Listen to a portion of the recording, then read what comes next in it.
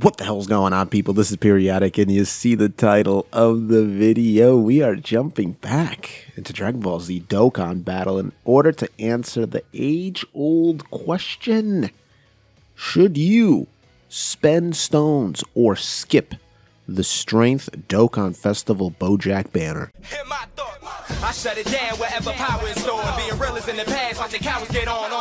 It ain't kill me, so it's making me stronger. And these bite-sized rappers now sensing my hunger. Of course, I have to address this right at the top. This banner will most likely change, and I will tell you towards the end who I think will replace the unit that is most likely going to be absent from this banner. But let's go through this fairly quickly. This was how the banner looked on JP.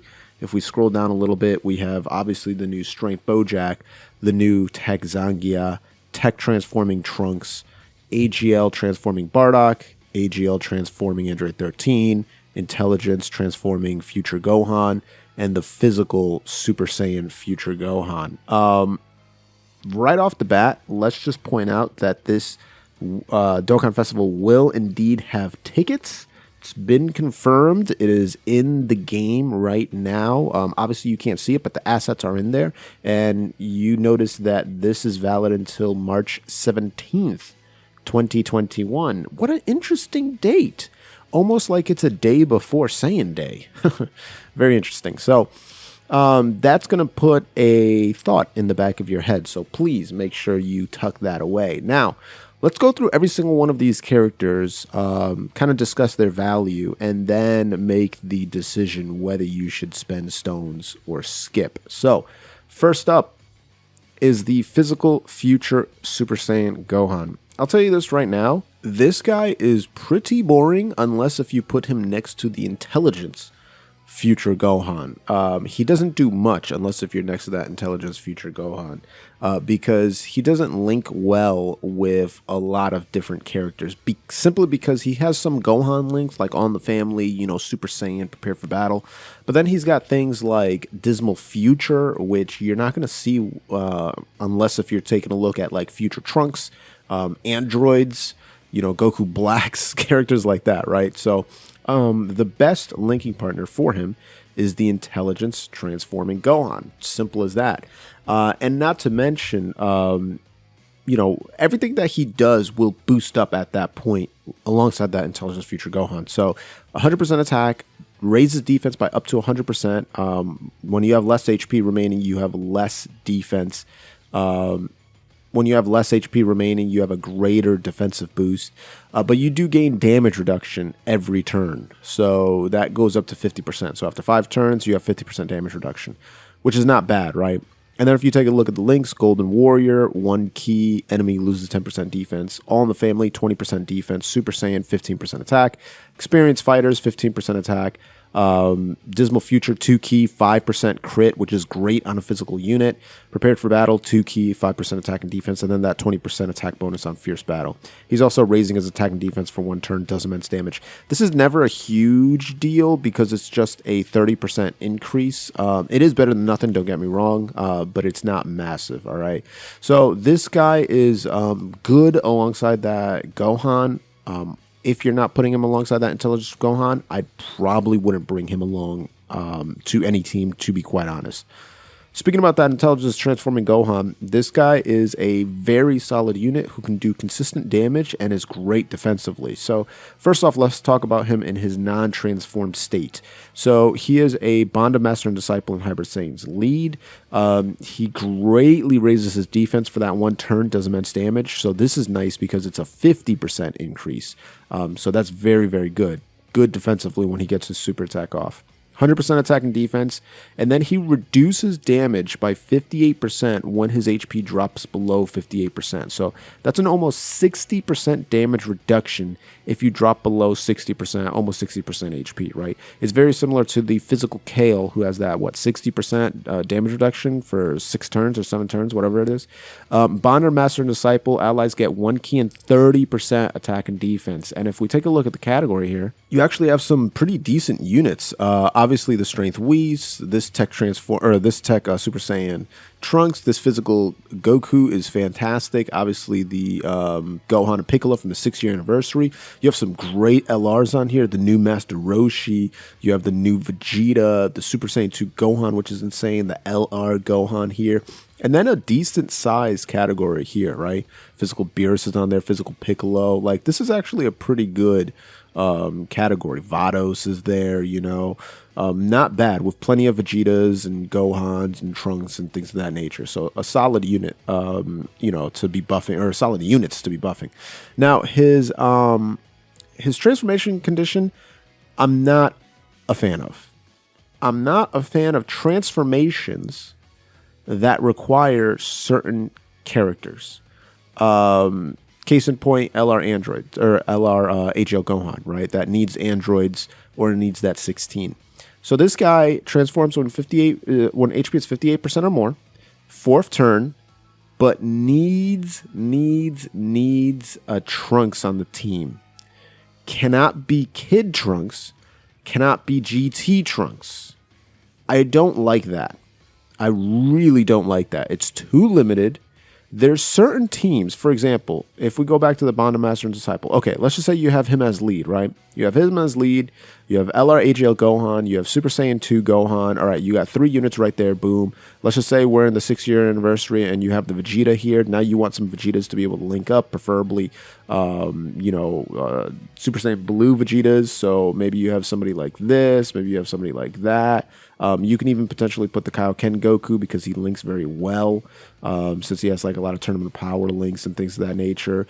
We're already getting to the point where it's like a full team. Now I have to look and kind of squeeze a Trunks in here. So it's like, okay, who am I going to put? This Trunks? I mean, he's pretty good, but the thing that he does is he has to be facing against, you know, androids units and cell units to get his full boost, essentially. Yes, he does get this additional 70% attack and defense when he's got Gohan Future on the team, which is good, but he loses the 6 key and critical hit when he's facing androids and the additional 70% when he's facing Cell.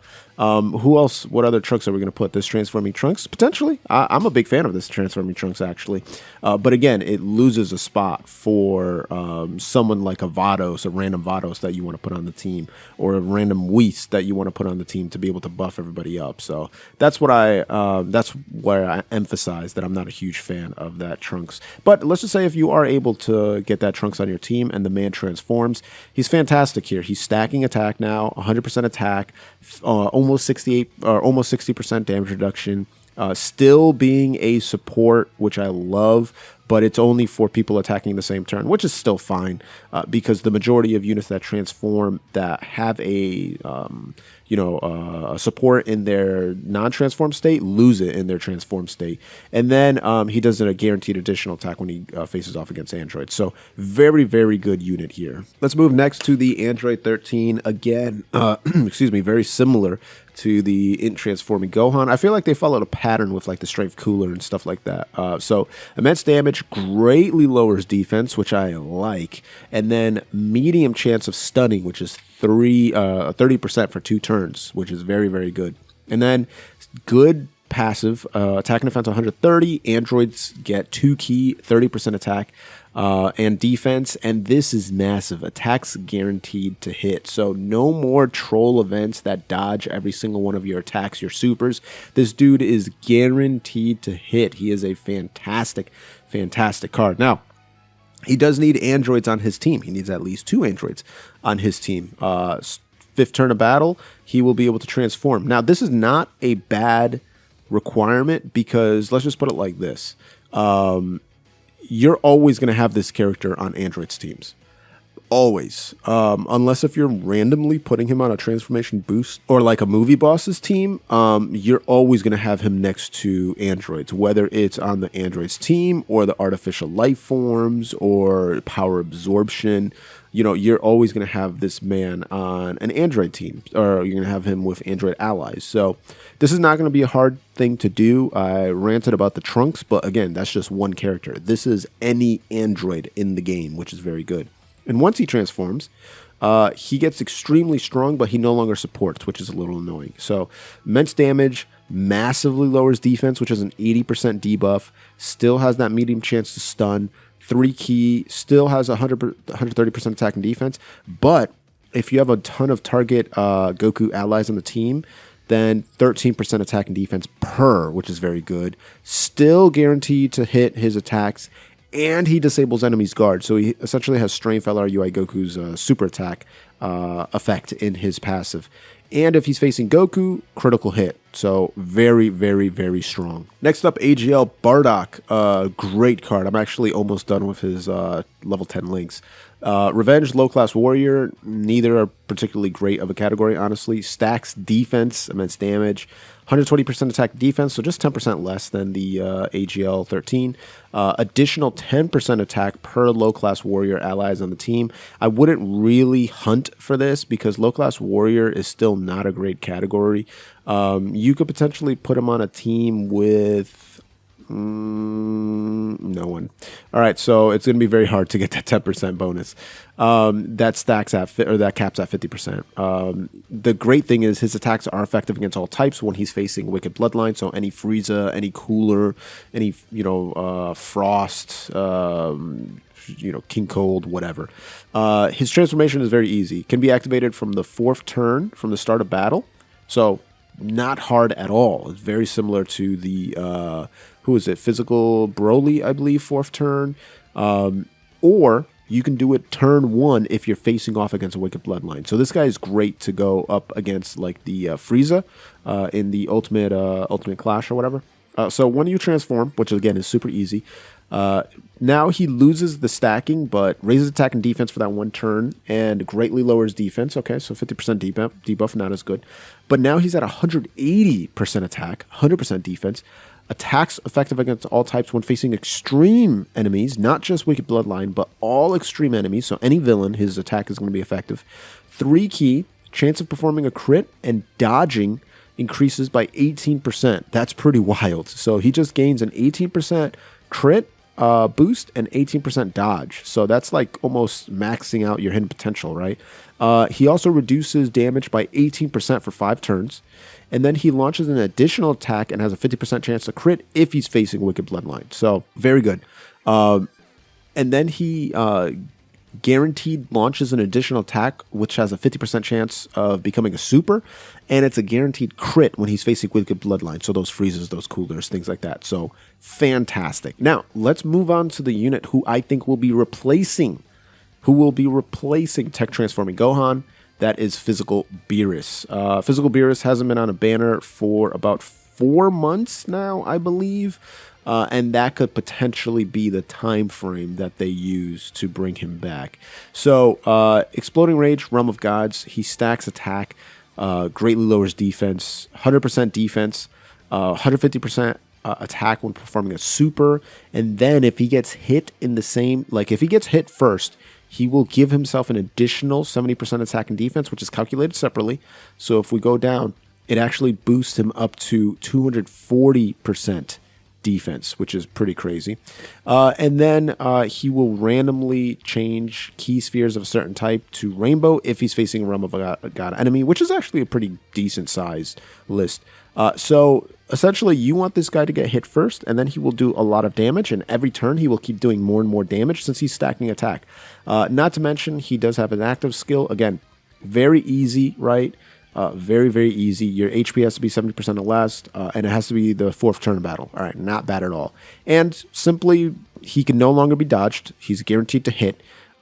His attack will be effective against all types, and he gives himself an additional attack and defense 50%. So, with all that said, if he gets hit first, then he will gain 380% attack and 410% defense when he pops that active skill. Absolutely insane. Let's move on to the new tech Zangia, who is very interesting, but I think kind of falls in the same line as the Thouser that came out for Strength Cooler. So, supreme damage, lowers attack and defense, gives herself attack and defense 30% per Space Traveling Warriors ally on the team.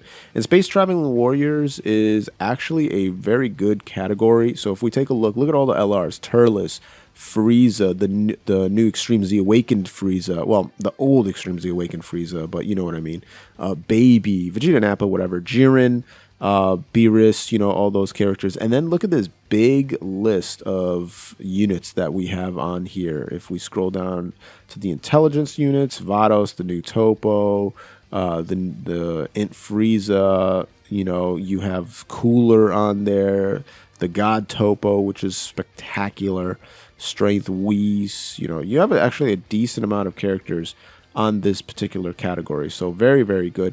Launches an additional attack that has a medium chance of becoming a super when there's an ally who's named Bojack attacking in the same turn.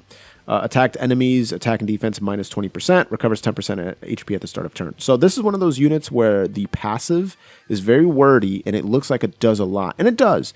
But unfortunately, you're never going to want to put her next to Bojack because she is not a support. And really, the only links they're going to be sharing is like the big ones, sure, Heraclan, Galactic Warriors. But then you have stuff like Battlefield Diva. And it's just like, what are we doing here? It doesn't really make sense. So this kind of gets the Thouser treatment. You're probably not going to be using her alongside the Bojack. Speaking of the Bojack, very, very, very strong unit here. Raises attack and defense for 1 turn, immense damage. Attack and defense 100%. Space Traveling Warriors, which I just showed you that category is a good category. 2 key, attack and defense 30% if you're facing 1 enemy. If you're facing 2, it's attack and defense 40%. If you're facing 3, it's attack and defense 50%. So pretty wild. Pretty wild. And then when he transforms, which is so easy, only facing 1 enemy, 4th turn, very, very easy condition. I love it. You go full power. Now you're stacking attack, kind of like the physical Beerus. He gives himself 3 key, 180% attack, so very similar to Strength Cooler. Launches an additional attack that has a 25% chance of becoming a super. Attack 30% and defense 15% when you grab 3 or more orbs, which is not going to be hard. And then if you're grabbing 6 orbs, it's 60% attack and 15% and 30% defense. So that is very, very, very solid. And this guy is the LR Bojack's best friend. They link up perfectly with each other. And honestly, you probably would just want to keep him in this form because his links don't change. But he will be giving that Bojack a ridiculous amount of power. And then if you just want to kind of finish things off, you can transform into this and then just absolutely wreck. So with that said, I'd mentioned who I thought the replacement is going to be. I talked about how good a lot of these characters are. Should you spend stones or skip? I'm going to say skip. I got to say skip. The main reason, March 18th, Saiyan Day, right around the corner. If this banner has discounts like some banners have had before, then I would tell you to go maximum the discounts. So if it's 3 multis for 100 Dragonstones, 100% do 100 Dragonstones. If the ticket that they're offering is a very, very good priced for what you get, great value ticket, then get the ticket. But if this is just a normal 50 Dragonstone multi, don't touch it. But what you should touch is that blue join button. Join the ranks of the Boomer Elite, the Boomer Champions, like Chris Gonzalez, like Wolverine Gaming. If you want to do it the free-to-play way, that's fine too. Gently rub that sub button. Gingerly ring that bell button. Lovingly kiss that like button. As always, this is Periodic. See y'all in the next video.